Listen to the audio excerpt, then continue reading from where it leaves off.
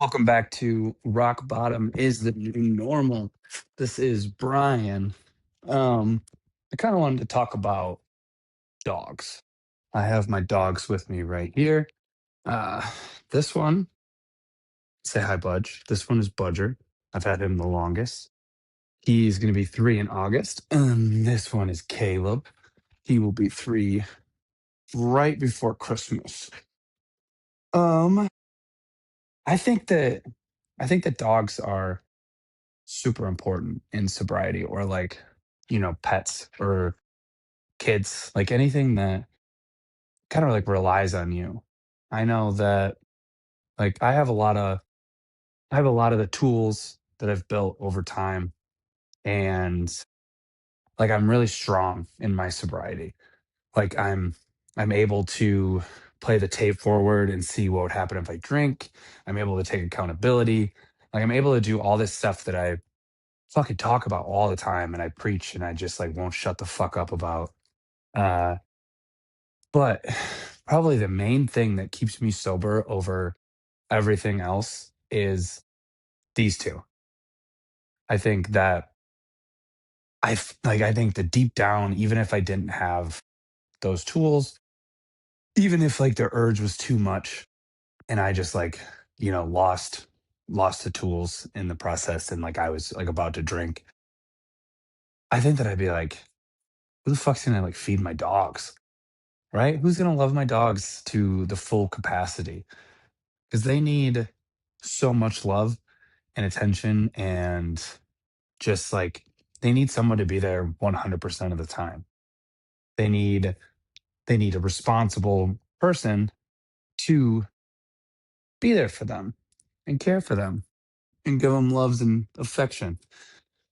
And I think if I started drinking again, I think I would not be that guy and I wouldn't be able to do it. And I think that that's probably like the biggest thing that keeps me sober. I I'm like fortunate enough that I got Budger, the black one here.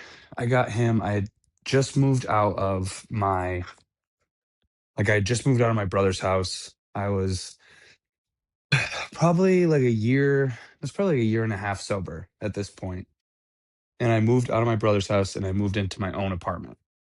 First time I'm living alone in sobriety, right? Like that's a huge pivotal moment is living alone and being continuing to be sober because like no one's there. There's just your own accountability because like no one's there to like double check on you. No one's there to make sure that you're staying sober. It's just you. And in the past, when it was just me, like I lost to addiction 100% of the time. Like it always got me. And I lived in that apartment for about a month before I got Budger. And I gotta say, like it was a long month. I I don't think that I could have potentially have lasted very long if I didn't get something to throw myself entirely into. And if it was just like a normal dog, I don't know if I would have been fine either. But instead I got Budger is 100% of the time a crazy lunatic. He is 100 like when people say Australian cattle dogs are blue heelers and like everyone's like, "Oh, they have a lot of energy." Like absolutely yes, that is Budger. Budger has all those characteristics of a cattle dog. He he pushes the boundaries of all the rules all the time. He's constantly herding, he's constantly sprinting around. You can go on walks and walks and walks. I mean, even now we still walk, several miles a day, and we have to do it in the morning or at night because Arizona's hot as fuck. But we were constantly walking. We were running around. Where he could play fetch with his ball from the time he wakes up until the time he has to go to bed. And when he was a puppy, he didn't really have fetch yet. Like he didn't know how to do it. So he was crazy. And I got him and he was probably too young to be away from his mom, and he had a hard time, like, figuring out just, like, life.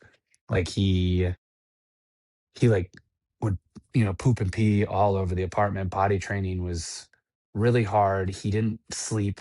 He would sleep, like, these little tiny intervals at a time and then be up and just causing chaos the rest of the time. And that kept me on my toes. That kept me sober. That, like, I was so sleep deprived. It was like having a baby. I was so sleep deprived from Budger that I was out of it all the time. But he ended up, we grew on each other, we gained each other's trust, and now he's my best friend. And I wouldn't trade him for anything, even though he is like crazy and he's the only one out of both of them that bark at literally everything. His anxiety's so high, it's crazy. And then probably like 8 months. So I got Budger in October, and then that following March, I Caleb was at a local shelter, and he was a Louisiana parvo dog, which he came from a parvo shelter. Um, and then he was at a humane society, and he was like a really quiet, cute dog. He had his really big head, really big paws, but like a little body. And I went and met him, and he was just like quiet, and like he just like laid down. And then I liked how quiet he was, because I thought that he would offset Budge, and I thought that getting Budge like his own dog, might help. It might help with Budge's anxiety. It might give him an actual job, right? Like take after your little brother. And so I brought Budge around to the Humane Society to meet him, and they could care fucking less about each other. And I was like, okay, like they'll grow on each other for sure. And I got Caleb back to the house. I was like, you know what? Like, I'll take him. I got him back to the house. Our picture's actually on that adoption website still, which is pretty cute. Um, got him back to the house, and him and Budge like didn't even look at each other. And Caleb didn't get out from underneath the couch. He didn't trust anybody. He really didn't want to be he didn't trust anybody, so he didn't understand like what the rules were. He was really hard to train. He didn't really sleep. Like he was really hard to gain his trust. Like Budge just kind of came like naturally, but eventually I gained Caleb's trust, and now Caleb is 1,000,000% obsessed with me. And him and Budge play together sometimes, and like they'll like snuggle up together sometimes, and they'll do brother stuff, but for the most part they're pretty, like, they're two separate dogs that I have to pay two separate attentions to. And that keeps me sober. Like, knowing that I have to come home and deal with Budge's craziness and deal with Caleb's love, like deal with Caleb's love. I get to be loved by Caleb, and I get to deal with Budge's craziness. That keeps me sober. Like, if I was drinking, like, I don't know. I don't know what I would do. I don't know how I would be able to handle being a full-time dog dad. I mean, like, outside of me being able to just, like, do my job and work and be, like, a functional human being, like, I don't know how I would be the dog dad that I am now. And I think failing at that is probably the hardest pill to swallow for me. Like, whenever I get the urges, whenever I have, like, bad days, like, whenever I'm like, "You know what? A fucking drink just sounds so good right now," right? Like, just being drunk around other people in a bar setting, or, like, a really fun, a fucking sports game, like, being drunk anywhere sounds so good right now. Like, I think about these 2, and I think about me and how they see me, and I couldn't imagine seeing both of them just, like, sad. I think that would break my heart if they were just, like, depressed dogs because I was falling short on, like, my duties. Like, that's awful to think about. And I hope that if you have pets, maybe they can help you get sober or stay sober, or maybe this will be like what pushes you to like get a pet. I think they're really important. I think it doesn't have to be a dog. Like not everybody's a dog person. Cats are important. Like get a fucking snake. I don't give a shit. Like whatever it is that like you have to take care of and that'll keep you sober. I think is so important. So I don't know. Take take with that if as you will. If you're listening to this on like a Spotify or an Apple podcast, like maybe hop over to YouTube and watch it, and you get to see the video of just the two dogs because they're both pretty cute and they're pretty photogenic most of the time. Caleb's just this big lumpy boy who just loves to sleep all the time, and Budge is a guy that has to wear a thunder vest because he has so much anxiety. Come here, Budge. Come here. Yeah, and I hope that maybe this will help.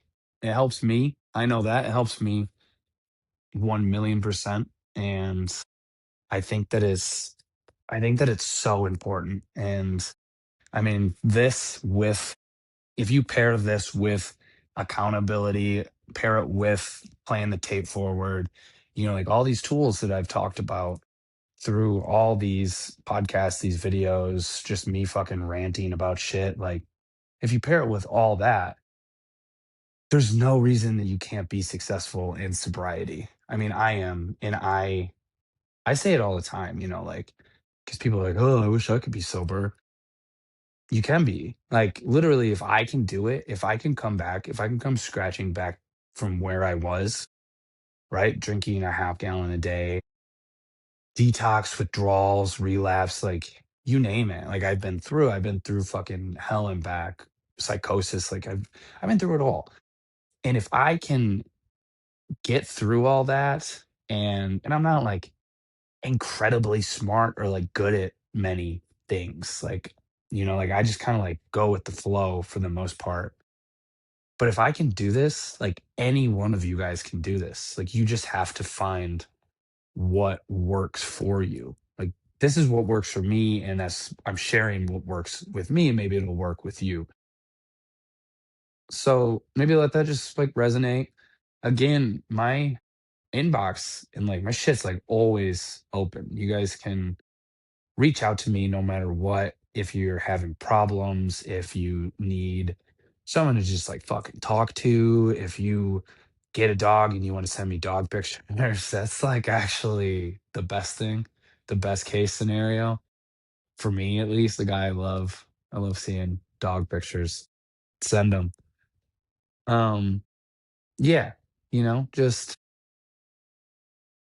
get a dog, get a pet, be accountable, play the tape forward. I can't, say those three more. Like this is a pretty good success story. It's a good success formula. Like it's there for your disposal. You just have to do it, and you just have to take those first steps, and those first steps are hard, and you need a team behind you, or at least like some people behind you that support you in your decisions, and that's important.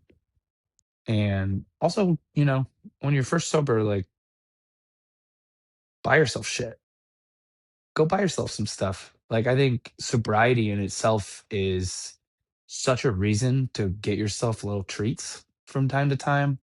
Like I'm constantly getting myself little treats because I'm fucking killing it. I'm doing great. Sobriety's fucking hard, and I'm conquering that shit every single day. And I get my two co-pilots with me, and I think that's huge. So anyway, let me know. Slide in my DMs whenever you want.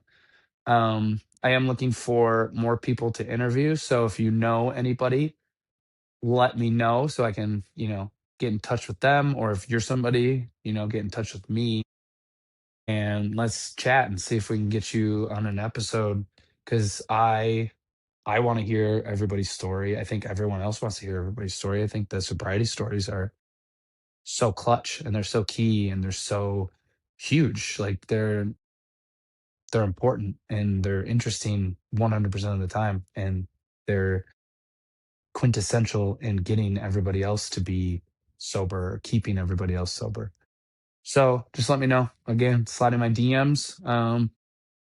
Thank you.